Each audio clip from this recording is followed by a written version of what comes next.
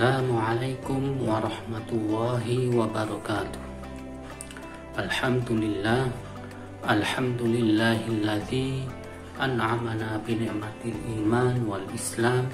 Asyhadu an la ilaha illallah wahdahu la syarikalah wa asyhadu anna Muhammadan abduhu wa rasuluh la nabiyya ba'dah. Allahumma sholli ala sayyidina Muhammad wa ala ali sayyidina Muhammad. Qala Allah ta'ala fil Qur'anil Karim, Syahrul Ramadan alladzi unzila fihil Qur'an al-ayah. Bapak Ibu yang kami hormati, siswa-siswi yang berbahagia, pada kesempatan hari ini Kultum akan membawa sebuah judul Nuzulul Quran. Mari kita lihat dari segi epistemologi bahasanya. Nuzulu berasal dari kata nazala yang berarti turun.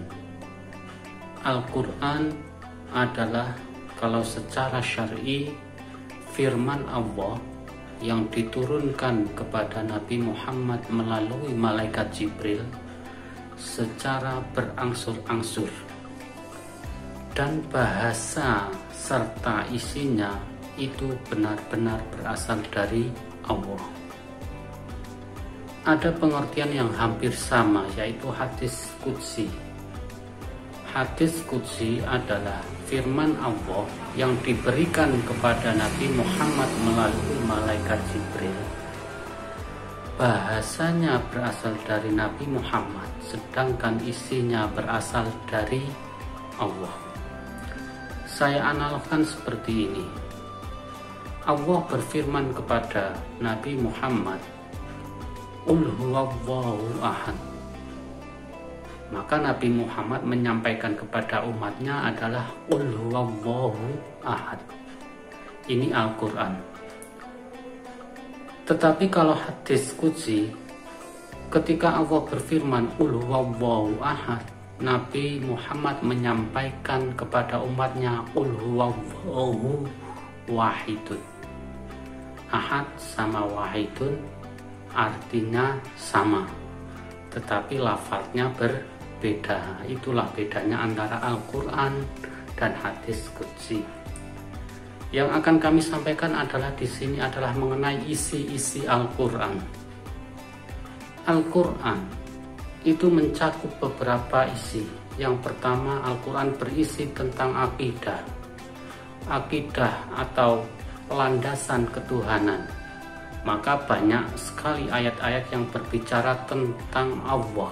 Salah satu di antaranya tadi yang saya sampaikan, Qul huwallahu ahad, dan masih banyak lagi. Yang kedua, Al-Quran berisi tentang akhlak. Akhlak ini adalah budi pekerti. Bagaimana cara kita bertetangga, bagaimana cara kita menghormati orang tua, bagaimana cara kita menghormati sesama. Itu Al-Quran ada di situ.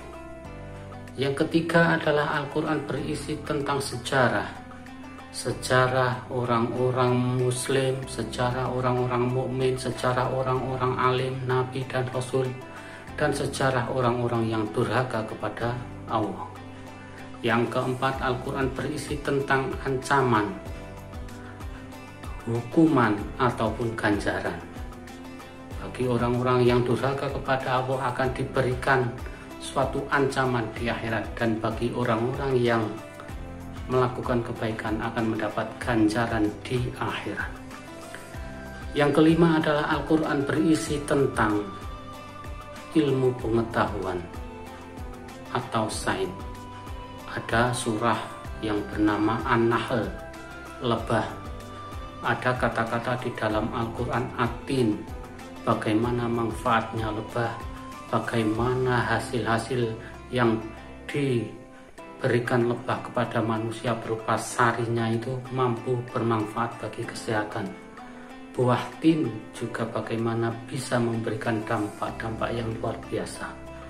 Al-Quran juga bicara tentang geologi, bagaimana gempa bumi, bagaimana gempa tektonik, itu ada di dalam Al-Quran, sehingga Al-Quran itu sangat komplit.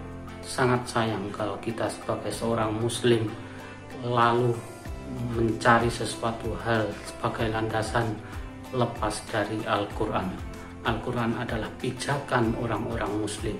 Mudah-mudahan kita menjadi orang-orang yang selalu mencari sesuatu berdasarkan pada Al-Quran, sehingga Al-Quran ini akan memberikan kita syafaat, akan memberikan suatu kerahmatan, akan memberikan suatu kebaikan. Mudah-mudahan dari hal yang sekilas ini bisa bermanfaat. Mohon maaf kalau ada suatu kesalahan, kehilafan itu berasal dari saya, sedangkan kebaikan itu berasal dari Allah Subhanahu wa Ta'ala. Kami akhiri, wassalamualaikum warahmatullahi wabarakatuh.